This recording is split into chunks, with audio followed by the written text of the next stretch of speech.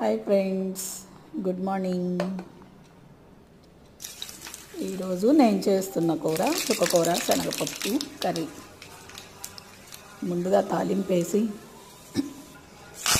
వెల్లుల్లిపాయ, పప్పులు, దినుసులు, జీలకర్ర, కరివేపాకు, ఉల్లిపాయ, పచ్చిమిరపకాయ వేసి కొంచెం పసుపు, కొంచెం ఇంగువ వేసి కొద్దిగా ఉల్లిపాయ మగ్గిన తర్వాత చుక్కకూర వేసి అది కూడా కొంచెం మగ్గిన తర్వాత ఉడకబెట్టి పక్కన పెట్టుకున్న శనగపప్పు వేసి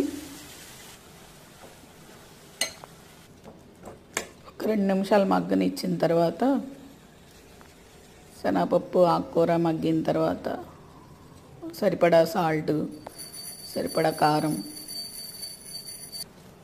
తగినన్ని నీళ్లు, ఉడకటానికి వీలుగా ఉన్నంత, కొంచెం గుజ్జు గుజ్జుగా కావాలంటే ఇంకొద్ది నీళ్లు పోసి మగ్గనివ్వాలి. మగ్గిన తర్వాత అట్లా దగ్గర పడుద్ది, సూపర్గా ఉంటుంది కర్రీ.